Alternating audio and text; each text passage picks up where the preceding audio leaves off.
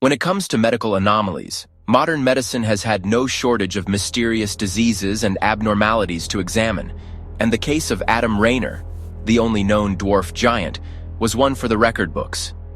Born in Austria in 1899, Rayner lived the first 20 years of his life as a dwarf, standing at barely 4 feet 8 inches tall. Then, as if a switch were flipped somewhere in his body, Rayner began to grow taller at an alarming rate, reaching upwards of 7 feet 8 inches tall by the time of his death in 1950.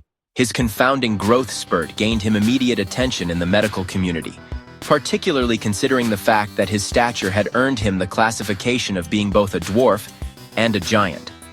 Rayner became something of a medical mystery for a time, with doctors both puzzled and concerned by his rapid growth, enlarged hands and feet, and quickly deteriorating health. The ultimate cause of his rapid growth was attributed to a strategically placed tumor that wreaked havoc on his body for the rest of his short life. Adam Rayner's developmental struggles began early in his life. Despite the fact that both his parents were considered to be within the normal height and weight range of the time, Rayner had barely reached a height of 4 feet 8 inches by the time he was 19. What was even more curious was the fact that, considering his small stature, his hands and feet were deemed unusually large. In fact, in his late teens, he wore a size US 10 shoe, and, within 3 years, his shoe size had doubled to a size US 20, despite the fact that he hadn't grown any taller. Then, as if overnight, Rayner began to grow taller. Beginning at the age of 21, Rayner grew more than 2 feet over the next decade, reaching a height of 7 feet 1 inch before his growth rate slowed to a more reasonable pace. By the end of his life, at only 51 years old, Rayner was said to be 7 feet 8 inches tall, although some sources claim he was 7 feet 10 inches.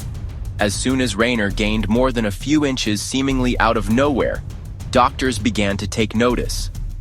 After numerous tests and observations of his condition, the only answer that doctors could arrive at was that his rapid growth was due to a large tumor that had been growing from early childhood on Rayner's pituitary gland, causing his hormones to go haywire and leading to a severe case of acromegaly. This, along with his other increasingly complex health issues, including a dramatic curvature that was developing in his spine, further convinced doctors that the tumor was to blame, and that any hope of saving Rayner from developing additional health issues would require that it be surgically removed.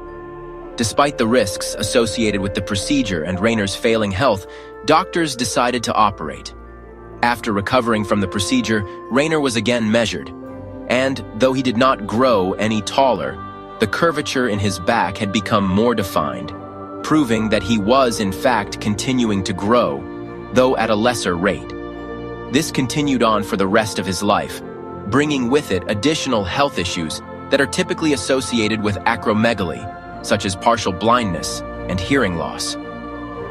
Toward the end of his life, his condition and spinal deformation had become so severe that he was unable to move around comfortably and remained bedridden until his death in 1950 at the age of 51 and a height of 7 feet 8 inches.